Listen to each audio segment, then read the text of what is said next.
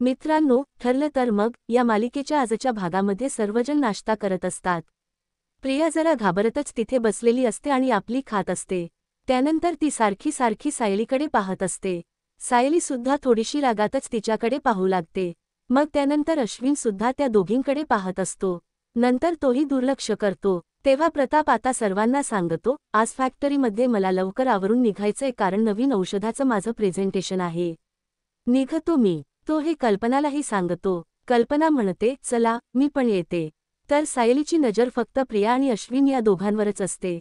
तेव्हा प्रिया मनातच विचार करते, आता काल रात्रीबद्दल हिच्याकडून खूप मोठं लेक्चर मिळणार. त्यामुळे ना इथून सटकलेलंच बरं. त्यावेळी लगेचच ती अश्विनला म्हणते, अश्विन मी खोलीत आहे. तुझं थालीपीठ खाऊन झालं की ये तू. हा. मग तो म्हणतो, हो. त्यानंतर अश्विनचं सुद्धा आता खाणं होतं, त्यामुळे तो जायला निघतो. सायली आता अश्विनला थांबायला सांगते, मला तुमच्याशी थोडं बोलायचं आहे. मग अश्विन म्हणतो, मला तन्वीबद्दल काहीही बोलायचं नाहीये. त्यावेळी सायली म्हणते, पण मला तिच्याबद्दल बोलायचंच नाहीये. मला ना माझ्या अश्विन भाऊजीबद्दल बोलायचं आहे, ज्यांना मी लग्न करून या घरात पहिल्यांदा आले होते ना, अगदी तेव्हापासून ओळखते. तेव्हा लगेचच सायली आणि अश्विनला ते प्रसंग आठवतात, जेव्हा सायली आणि अर्जुन लग्न करून या घरात आले होते. तेव्हा अश्विननेच पहिल्यांदा त्या दोघांनाही सपोर्ट केला होता. लग्नानंतरचे जे खेळ असतात त्या खेळामध्ये सुद्धा कशाप्रकारे अश्विन हा व्हिडिओ शूट करत होता आणि त्याचबरोबर त्यानेच अगोदर हे नातं सुद्धा स्वीकारलं होतं, हे सर्व आठवल्यानंतर अश्विन सायलीकडे पाहतच राहतो. त्यावर ती म्हणते, ते खरंला खरं आणि खोटंला खोटं म्हणणारे अश्विन भाऊजी कुठे गेलेत? कारण मला ते आता दिसतच नाहीयेत. घरची सदस्य म्हणून आईंबरोबर तुम्ही सुद्धा मला स्वीकारलं होतं. अहो, आमच्या नात्याला सुद्धा तुम्ही साथ दिली होती. नंतर जरी तुम्ही आमच्यावर चिडलात तरी मला तुमचा राग पूर्णपणे मान्य होता. कारण खरंच आम्ही चुकलो होतो. आम्ही योग्य वागलो तेव्हा तुम्ही आमच्या पाठीशी उभे राहिलात आणि आम्ही चुकलो तेव्हा तुम्ही आमची कानउघडणी सुद्धा केली. मग हेच तुम्हाला आता तुमच्या बायकोच्या बाबतीत दिसत नाहीये का अश्विन भाऊजी? अहो, प्रिया चुकते आणि ते तुम्हालाही दिसतंय, तरीसुद्धा तुम्ही तिला असं पाठीशी का घालताय? आज तर काय, तुम्ही आई बाबांबरोबर खोटं बोललात. नाही, बायको म्हणून तिची साथ देणं मला मान्य आहे, पण म्हणून तिच्यासाठी आपल्या आई बाबांबरोबर आपण खोटं बोलायचं, मला हे मान्य नाही. अश्विन भाऊजी, या सगळ्या गोष्टींमुळे सर्वांचंच एक दिवस मोठं नुकसान होईल, हे तुम्हाला कळत नाहीये का? तेव्हा अश्विन लगेच म्हणतो, मला तुझ्या कोणत्याही प्रश्नांची उत्तरं द्यायची नाहीयेत.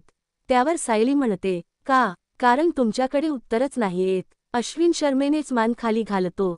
सायली विचारते, हो ना, येत नाही ना उत्तर? अश्विन काहीही न बोलता लगेचच तिथून निघून जातो. सायलीला खूपच वाईट वाटतं. तिला हेच कळत नाही की हा तिढा कसा सोडवावा. तेव्हाच मधुभाऊ रूममध्ये एकटेच बसलेले असतात. त्यांना सारखं सारखं सायलीचं बालपण आठवतं. कसं लहानपणी मंदिरात सायली रडत बसली होती आणि मीच तिला प्रेमाने जवळ घेतलं होतं, मायेचा आधार दिला होता. हे सगळं आठवत असताना त्यांच्या मनात धक्का बसतो. ते स्वतःशी म्हणतात, माझी नजर माझ्या मुलांच्या बाबतीत तरी धोका खाऊ शकत नाही. नक्कीच काहीतरी गडबड आहे, पण असं अर्धवट माहितीवर मी साहूला काही सांगू शकत नाही. पण आता प्रियाशी बोलून काय तो सोक्षमोक्ष लावायलाच हवा. मग ते ठरवतात आणि म्हणतात, आत्ताच मी प्रियाशी बोलून घेतो. वेळ घालवण्यात काही अर्थ नाही. त्यावेळी प्रिया खूपच गोड बोलत असते अश्विनशी, तुझं वॉलेट आणि रुमाल इथे ठेवला आहे. हॉस्पिटलला जाताना लक्षात ठेवून घेऊन जा, कारण ना तू नेहमी विसरतोस. अश्विन हसून म्हणतो, हो. तेवढ्यात मधुभाऊ येतात आणि प्रियाकडे पाहतात. प्रिया लगेच विचारते, काय हो, तुमचं इकडे काय काम? म्हणजे कसंच आहे ना, तुमचं काही जर काम असेल माझ्याकडे तरीही तुम्ही नाही येणार. तुमच्या लाडक्या सायलीकडेच जाणार ना, म्हणून विचारलं. त्यावर मधुभाऊ म्हणतात, काही नाही, तू तुझ्या. मधुभाऊ शांतपणे म्हणतात, आयुष्यातले काही महत्त्वाचे निर्णय तू परस्पर घेतलेस प्रिया. त्यानंतर आपल्यामध्ये खरंच काही संवाद राहिलाच नाही. म्हटलं, आज बघावं आपण एकमेकांशी बोलू शकतो का? तेव्हा प्रिया थोडीशी कुरकुरत विचारते, एवढं काय बोलायचं आहे माझ्याशी? मधुभाऊ सरळ मुद्द्यावर येतात, माझं बोलणं थेट आहे. मला तुझी बॅग पाहायची आहे. म्हणजे पास बॅग, पिशवी, जी कपाटात ठेवली आहेस तीर्थरूप. प्रिया चकित होऊन विचारते, काय? अश्विन सुद्धा मधुभाऊंकडे पाहून म्हणतो, सॉरी हाम मधुभाऊ, पण ही एवढी पर्सनल गोष्ट तुम्हाला का बघायची आहे? प्रिया अजूनच साशंकतेनं म्हणते, हे काय नवीन आहे आता? मधुभाऊ शांतपणे सांगतात, नवीन काही नाही, पण माझ्या मनात एक शंका आहे आणि त्याचं निरसन करणं मला गरजेचं वाटतंय. मी तुझ्या कपाटात सायलीच्या लहानपणीचा एक फोटो पाहिला. हे ऐकून प्रिया क्षणातच घाबरते. मधुभाऊ म्हणतात, घाबरू नकोस, मला फक्त तो फोटो नीट निरखून पाहायचा आहे आणि त्यावरून काही गोष्टींचा सोक्षमोक्ष लावायचा आहे. तेवढ्यात अश्विन थोडा कठोरपणे विचारतो, तुम्ही तन्वीच्या कपाटाला हात का लावला? प्रिया सुद्धा लगेचच विचारते, हो ना, खरंच तुम्ही माझ्या सामानाला हात का लावलात? मधुभाऊ थोडं गंभीर होत म्हणतात, तू जरी मला तुझा बाप मानत नसलीस तरी इथे माझा एक हक्क आहेच. मला फक्त तो फोटो बघायचा आहे आणि आत्ताच्या आत्ता. प्रिया थरथरत विचारते, माझ्याकडे सायलीचा फोटो का असेल? अश्विन शंका घेऊन विचारतो, तुमचा एखादा ग्रुप फोटो वगैरे असेल का? मधुभाऊ लगेच उत्तर देतात, नाही, सायलीचा एकट्याचाच फोटो होता. दाखवशील ना प्रिया? मधुभाऊ शांतपणे विचारतात. तेव्हा प्रिया रागातच म्हणते, माझ्याकडे सायलीचा कोणताही फोटो नाहीये आणि तुम्ही मला असं कोर्टात उभं केल्यासारखं वागवताय, हे मला अजिबात आवडत नाही. मधुभाऊ समजावत म्हणतात, मी तुला कोर्टात उभं करत नाहीये, फक्त माझ्या एका शंकेचं निरसन करू इच्छितो. एकच कळत नाही, सायलीच्या लहानपणीचा फोटो तुझ्याकडे आला तरी कसा? अश्विन म्हणतो, मधुभाऊ, अहो ती म्हणते ना नाहीये फोटो. मधुभाऊ थोडं हट्टाने म्हणतात, पण मला एकदा बघायचंय, बॅग मी स्वतः बघतो, वाटलं तर. तेव्हा प्रिया रागात ओरडते, नाही नाही, मी ती बॅग दाखवणार नाही. मधुभाऊ शांत पण ठामपणे म्हणतात, पण तुझ्याकडे लपवण्यासारखं काही नसेल तर मग बॅग दाखवायला काय हरकत आहे? तेव्हा अश्विन आता चिडून म्हणतो, तन्वी, आज दाखव ना एकदाची बॅग आणि संपवून टाक विषय. हवं तर मीच कपाट उघडून दाखवतो त्यांना, म्हणजे पुन्हा विचारायला तरी येणार नाहीत. तेव्हा प्रिया मनातून विचार करते, सायलीचा तो फोटो पोटलीतून बाहेर पडला असेल का?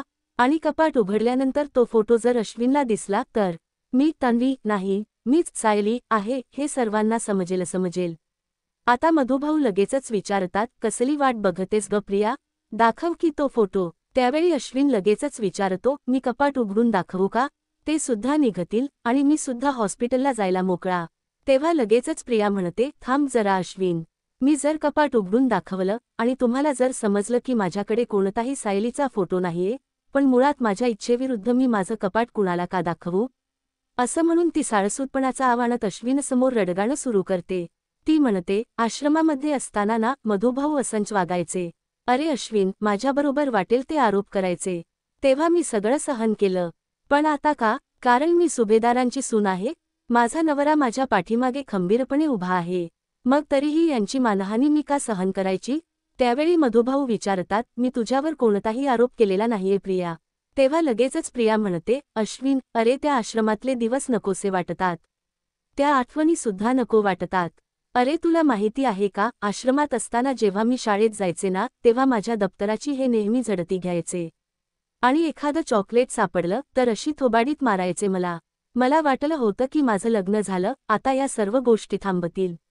माझा छळ सुद्धा थांबेल, पण नाहीच ना. कशात काही नसतानाही यांना ना माझी झडती घ्यायचीच आहे. तेवढ्यात अर्जुन आणि चैतन्य हे दोघेही हॉलमध्ये येतात. मग अर्जुन म्हणतो, हे बघ, तू परमिशन माग, कारण आपल्याला आश्रमामध्ये जाण्याची परमिशन हवी आहे. पूर्ण दिवस नकोय, फक्त काही तास हवेत. तेव्हा चैतन्य म्हणतो, हो, आजच करतो. आता लगेचच अर्जुन म्हणतो, लवकरात लवकरची डेट मिळव आणि शक्य झालं तर उद्याचीच. तेव्हा चैतन्य म्हणतो, बरं, मी ऑफिसला जातो. आपल्याला भेटायला ते नवीन क्लायंट येणार होते ना पानसरे. मी काय करतो तर त्यांना भेटून घेतो आणि तुला ब्रीफ देतो. आणि आश्रम केसचं काम अगदी प्रायोरिटीने करतो. तेव्हा ते दोघेही एकमेकांना बाय असं म्हणतात. मग चैतन्य तेथून जातो. यानंतर अर्जुनचं लक्ष सायलीकडे जातं. सायली किचनमध्ये असते आणि एकदम शांत असते. आता त्यालाही प्रश्न पडतो की काय झालं असेल सायलीला. सायली प्रिया आणि अश्विनबद्दलच विचार करत असते. प्रिया तर नेहमी चुकीचं वागते, पण आता अश्विन भाऊजी सुद्धा लगेचच तिच्याबरोबर चुकीचं वागायला लागले. त्यांना कसं समजवायचं ना कळतच नाही. तेव्हा अर्जुन तिच्यासमोर जातो आणि तिच्या तोंडासमोर असा हात हलवतो. आता सायली लगेचच भानावर येते आणि त्याच्याकडे पाहते. तेव्हा तो विचारतो, नक्की कसला विचार करत होतीस? सायली म्हणते, नाही, कसला नाही. अर्जुन म्हणतो, बरं, ठीक आहे, मी मधुभाऊंना भेटायला जातो. आश्रमात जाण्यासाठी परमिशन मिळाली तर त्यांच्या मनाची तयारी असायला हवी, असं अर्जुन म्हणतो. तेव्हा सायली हो असं म्हणते.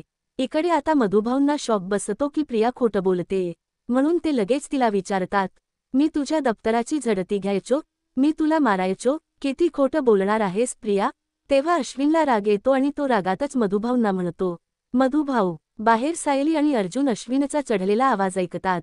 तेव्हा लगेचच अश्विन म्हणतो, पहिलं तर आमच्या खोलीमध्ये तुम्ही आलात तर आलात, पण उगीच तन्वीवर आवाज चढवताय आणि तिला खोटारडी म्हणताय. पण आता एक गोष्ट लक्षात ठेवा, मी अजिबात तुम्हाला तन्वीचं कपाट उघडू देणार नाही, असं तो खूपच रागात म्हणतो. तेव्हा प्रियाला वाटतं, बरं झालं, याने तरी माझी बाजू घेतली. इकडे सायली आणि अर्जुन विचार करत असतात, अश्विन भाऊजींचा एवढा आवाज का येतोय? अर्जुन म्हणतो, हो ना, अश्विन एवढ्या मोठ्याने मधुभाऊंना आवाज का देतोय? तेव्हा ते दोघंही तिकडे जायला निघतात. दुसरीकडे कल्पना आणि प्रताप हे दोघेही लगेच रूममधून बाहेर येतात. ते एकमेकांना विचारतात, अश्विनचा एवढा आवाज का चढलाय हो? तेव्हा प्रताप म्हणतो, चल आपण बघून येऊ काय झालंय. असं म्हणून सर्वजण तिथे पोहोचतात. आता अश्विन मोठ्या आवाजात बोलतो, मधुभाऊ, तुम्ही उगाच का कपाटाची झडती घ्यायची म्हणताय? अहो, तुम्ही तुमच्यावर आता आवाज चढवायला लावू नका प्लीज, तुम्ही आता निघा बरं. तेव्हा कल्पना म्हणते, अश्विन, तू काय करतोस हे? अरे, तुझा आवाज तर हॉलपर्यंत येत होता. तेव्हा अश्विन म्हणतो, काय चाललंय हे मला विचारण्यापेक्षा त्या मधुभाऊंना विचारा. सायली अर्जुनकडे पाहते आणि त्याला प्रश्न पडतो, नक्की काय झालं असेल? त्यावेळी मधुभाऊ एकदम गप्प राहतात. तेव्हा अश्विन पुन्हा जोरात ओरडतो, सांगा ना, मधुभाऊ. अहो, तुम्ही इथे येऊन माझ्या बायकोची उलट तपासणी घेत होतात की नाही? तेव्हा प्रताप लगेच विचारतो, उलट तपासणी कसली पण? तेव्हा लगेचच प्रिया घाबरते आणि मनात विचार करते, हा विषय जर काढला तर उगाच सायलीच्या फोटोपर्यंत पोहोचेल आणि मधुभाऊंनी सांगितलं की तो फोटो छोट्या तन्वीचा होता तर माझा हाल ना कुत्र्यांसुद्धा खाणार नाही. मग लगेचच प्रिया विषय बदलते आणि म्हणते, फार काही नाही, अचानक मी अश्विनबरोबर लग्न करून या घरात आले ना, ते मधुभाऊंना फारसं आवडलं नाही. त्यांना सायलीचा खूप पुळका होता ना, म्हणून ते मला असे उलटसुलट प्रश्न विचारत होते. मी हे सगळं मुद्दाम सायलीला त्रास देण्यासाठी किंवा तिला छळण्यासाठी करते का, हे पाहण्यासाठी. तेव्हा प्रियाच्या या खोट्या बोलण्यावर अश्विन तिच्याकडे आश्चर्याने पाहतो आणि विचारतो, पण तन्वी? तेव्हा ती म्हणते, जाऊ दे ना अश्विन, जाऊ दे ना. मधुभाऊंच्या या अशा वागण्यामुळे ना मला नेहमीच अस्वस्थ व्हायचं, म्हणून मी त्यांच्या वागणुकीला किंवा आरोपांना मनातूनच ब्लॉक करून टाकलं, जेणेकरून त्यांनी उच्चारलेला एकही शब्द मला पुन्हा आठवू नये. तेव्हा सायली लगेच विचारते, मधुभाऊ, तुम्ही मुळात इथे आलातच का? प्रियाने किती तमाशा करायचा हे तुम्हाला माहिती आहेच ना? तेव्हा अश्विन लगेच प्रियाची बाजू घेत म्हणतो, काय तमाशा? तन्वी नाही तर मधुभाऊ तमाशा करत आहेत. तेव्हा अर्जुन रागात विचारतो, अश्विन, तू मोठ्यांशी एवढं रागानं वागायला कधीपासून लागलास रे? अश्विन उद्धटपणाने म्हणतो, या घरात पाहुणे म्हणून राहणारी माणसं जेव्हा माझ्या बायकोवर आरोप करतात ना, तेव्हापासून. आता सर्वांनाच अश्विनच्या या बोलण्याचं मोठंच आश्चर्य वाटतं, त्यामुळे सगळे त्याच्याकडे पाहू लागतात. तेव्हा अर्जुन म्हणतो, तू ज्यांच्याबद्दल बोलतोस ना, ते तुझे आणि माझे सासरे आहेत, लक्षात ठेव. आणि तुझ्या बायकोला त्यांनीच मोठं केलंय, हे विसरलास का तू? तेव्हा सायली सुद्धा म्हणते, मुळात आपले वडील आपल्याला जे काही प्रश्न विचारतात ना, ते आरोप करण्यासाठी नसतात. पण हे प्रियाला कधीच समजणार नाही आणि तिच्या नादी लागून तुम्ही सुद्धा असंच वागताय का अश्विन भाऊजी? असा जाब सायली अश्विनला विचारते. अश्विन रागातच तिच्याकडे पाहतो. मग कल्पना म्हणते, पुरे झालं. माझ्या सुनेला कोणीही असा उलटसुलट जाब विचारलेला मला अजिबात चालणार नाही. त्यांनी तिला त्यांच्या आश्रमामध्ये ठेवून घेतलं ना, तेवढं पुरेसं आहे.